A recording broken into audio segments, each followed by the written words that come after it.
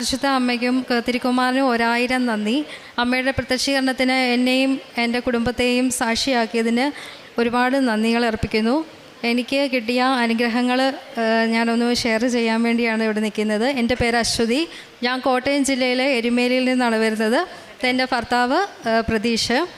ഞാൻ കഴിഞ്ഞൊരു 10 വർഷമായിട്ട് ഞാൻ ഒരു അധ്യാപികയായിരുന്നു.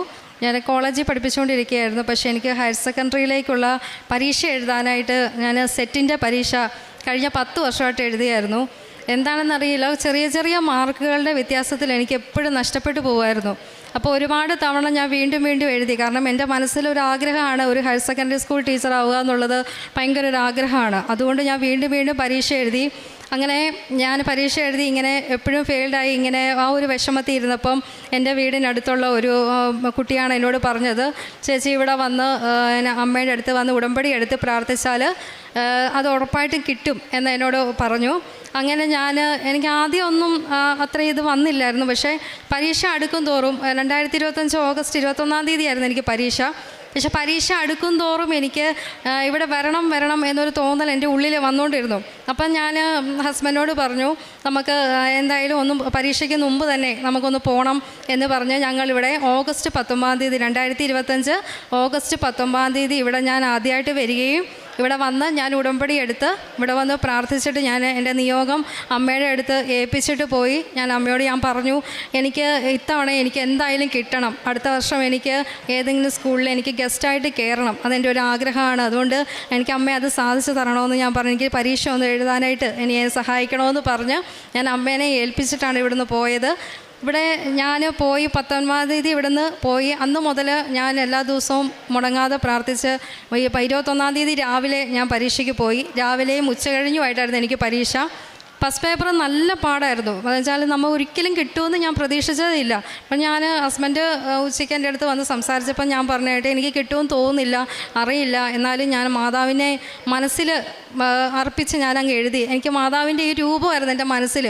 ഞാൻ എന്നിട്ട് ആ മനസ്സിൽ ഓരോ ഉത്തരങ്ങൾ കൺഫ്യൂഷൻ ആകുമ്പോഴും ഞാൻ ഈ മാതാവിൻ്റെ രൂപം മനസ്സിൽ വെച്ചിട്ട് ഞാൻ പരീക്ഷ എഴുതി. ഉച്ച കഴിഞ്ഞത്തെ എക്സാം നല്ല എളുപ്പമായിരുന്നു. കുഴപ്പമില്ലാത്ത രീതിയിൽ ഞാൻ അതും എഴുതി. അതിന് ശേഷം 1 മാസത്തിന് ശേഷം റിസൾട്ട് വന്നു. റിസൾട്ട് വരുമ്പോൾ എല്ലാ പ്രാവശ്യവും ഈ എക്സാം കഴിഞ്ഞാൽ അന്ന് തന്നെ ആൻസർ കീ പബ്ലിഷ് ചെയ്യും. പക്ഷേ ഞാൻ എല്ലാ പ്രാവശ്യം ഇങ്ങനെ ആൻസർ കീ നോക്കും. അപ്പോൾ ഏട്ടൻ എന്നോട് പറഞ്ഞു, നീ ഇനി ആൻസർ കീ നോക്കണ്ട, അത് നമുക്ക് റിസൾട്ട് വരട്ടെ, എന്നിട്ട് നമ്മൾ മാതാവിനെ ഏൽപ്പിച്ചിരിക്കുന്നതല്ലേ, അപ്പോൾ നമുക്ക് റിസൾട്ട് വരട്ടെ, റിസൾട്ട് വന്നിട്ട് നമുക്ക് നോക്കാമെന്ന് പറഞ്ഞു. അങ്ങനെ ഞാൻ റിസൾട്ട് വന്നു. പക്ഷേ റിസൾട്ട് വന്ന ദിവസം ഞാൻ അറിഞ്ഞില്ല. അതായത് പിറ്റേ ദിവസമാണ് നോക്കുന്നത്. പിറ്റേ ദിവസം നോക്കിയപ്പം ഞാൻ വൈകുന്നേരം ആയപ്പോഴത്തേക്കും എല്ലാവരും സ്റ്റാറ്റസ് ഇട്ടേക്കുന്നത് കണ്ടു. വാട്സപ്പിൽ കിട്ടിയവരൊക്കെ ഈ ഓരോ അക്കാഡമിക്കാരൊക്കെ സ്റ്റാറ്റസ് ഇട്ടേക്കുന്നത് കണ്ടു. അങ്ങനെ ഞാൻ ഏട്ടനോട് പറഞ്ഞേട്ടാ റിസൾട്ട് വന്നെന്ന് തോന്നുന്നു പറഞ്ഞു. ഞാൻ പെട്ടെന്ന് ഓടിപ്പോയി. നമുക്ക് ഇവിടെ നിന്ന് ഉടമ്പടി എടുക്കുമ്പോൾ കിട്ടുന്ന രൂപം, മാതാവിൻ്റെ ആ രൂപം എൻ്റെ കയ്യിൽ ഞാൻ എടുത്ത് വെച്ചുകൊണ്ട് ഞാൻ ഓടിപ്പോയി നോക്കി. ഭയങ്കര എനിക്ക് അത് സങ്കടത്തോടെയാണോ സന്തോഷത്തോടെയാണോ പറയേണ്ടതെന്ന് എനിക്കറിയില്ല. പക്ഷേ എനിക്ക് കാരണം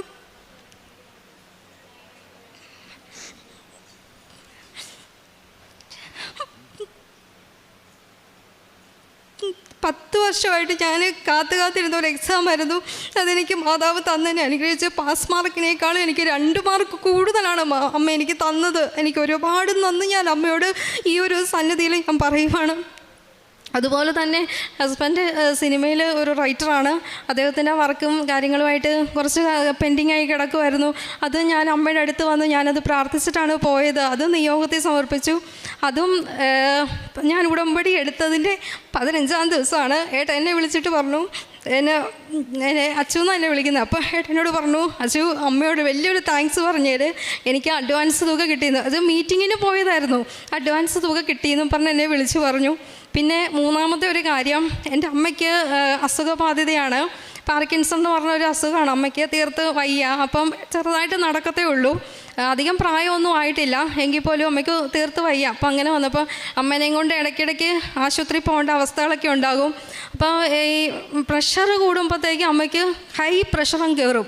ഹൈ പ്രഷർ കയറി അമ്മയ്ക്ക് പിന്നെ നേരെ നിൽക്കാൻ വയ്യ. ഛർദ്ദിച്ച് അമ്മ നിലത്തേക്ക് അതുപോലത്തെ അവസ്ഥയാവും. പിന്നെ അമ്മയ്ക്ക് ബോധമില്ലാത്ത രീതിയിൽ അമ്മ ഇങ്ങനെ കിടക്കുക. ഒരു പ്രാവശ്യം ഇതുപോലെ നമുക്ക് വണ്ടിയൊന്നും കിട്ടാനില്ല, ഓട്ടോക്കാരെ വിളിച്ചാൽ അവർക്ക് തിരക്ക്, അവർക്ക് അടുത്ത ഓട്ടോ ഉണ്ടെന്ന് പറഞ്ഞ് അവർ ധൃതി വയ്ക്കും. പിന്നെ നമ്മൾ അടുത്ത കാറ് അല്ലെങ്കിൽ കാറ് റെൻറ്റിനെടുത്ത് വേണം പോകാനായിട്ട്. അങ്ങനെ വന്നപ്പം ഞങ്ങളെപ്പോഴും റെൻറ്റിനെടുത്താണ് പോകുന്നത്. അപ്പം റെൻറ്റിനെടുക്കുമ്പോൾ ഒരു ദിവസം നമുക്ക് റെൻറ്റ് കൊടുക്കണം, പിന്നെ രണ്ടാമത്തെ ദിവസം ആകുമ്പോഴത്തേക്ക് റെൻറ്റിൻ്റെ അളവ് കൂടും, ആശുപത്രിയിലെ ചിലവുകളും എല്ലാം കൂടെ ആകുമ്പോഴത്തേക്കും ചിലപ്പം നമുക്ക് താങ്ങാൻ പറ്റത്തില്ലാത്ത അവസ്ഥകളൊക്കെ ഉണ്ടാവും.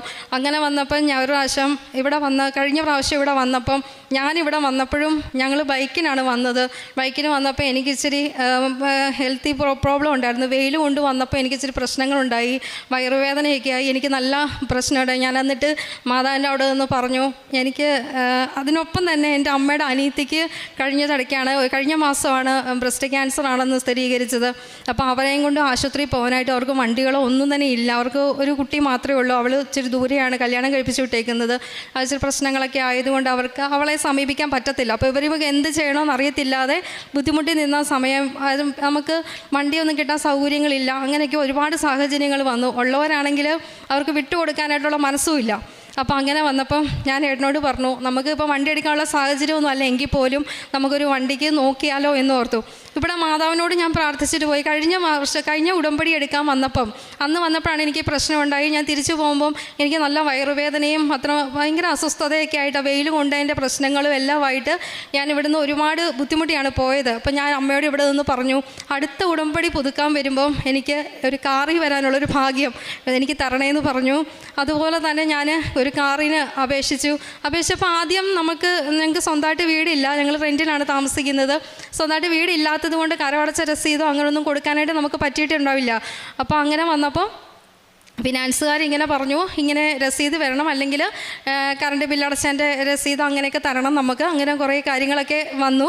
പക്ഷേ എന്തോ ഞാൻ അമ്മേനെ മുറുകെ പിടിച്ച് എൻ്റെ അമ്മയുടെ ഒരു കസിനോട് ഞാൻ ചോദിച്ചു, കരമടച്ച രസീത് തരാമോ എന്ന് ചോദിച്ചു. അവരങ്ങനെ എനിക്ക് തന്നു.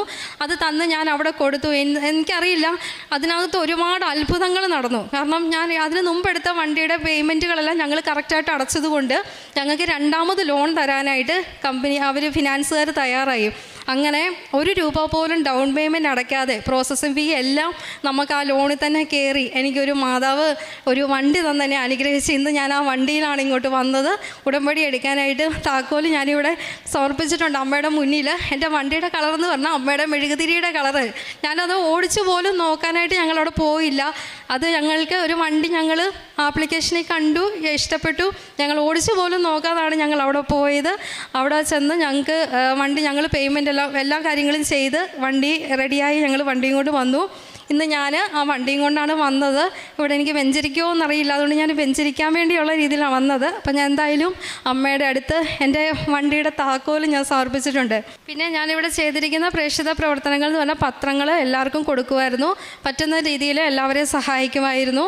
പിന്നെ ഞാൻ രാവിലെ പോകുമ്പോഴും ഈ പരീക്ഷയ്ക്ക് പോയ സമയത്താണെങ്കിലും ഈ ഉടമ്പടി തൈലം ഞാൻ എടുത്ത് നമ്മുടെ നിറുകയിലൊന്ന് ചാർത്തിയിട്ടായിരുന്നു പൊയ്ക്കൊണ്ടിരുന്നത്. അതുപോലെ തന്നെ ഉപ്പ്, ഇവിടുന്ന് കൊണ്ടുവന്ന ഉപ്പ്, എനിക്ക് എന്തെങ്കിലും ഒരു ക്ഷീണമോ വയ്യാഴികയോ തോന്നുകയാണെങ്കിൽ നമ്മൾ ചോറിൻ്റെ കൂടെ, ഞാൻ അങ്ങനെയായിരുന്നു ചെയ്തിരുന്നത് കേട്ടോ. ഞാൻ ചെയ്ത രീതിയാണ് പറഞ്ഞത്. ഞാൻ ചോറിൻ്റെ കൂടെ ഈ ഉപ്പായിരുന്നു ഞങ്ങൾ ഉപയോഗിച്ചുകൊണ്ടിരുന്നത്. പിന്നെ നമുക്ക് ചെയ്യാൻ പറ്റുന്ന രീതിയിലുള്ള കാര്യങ്ങളെല്ലാം നമ്മൾ ചെയ്യുമായിരുന്നു.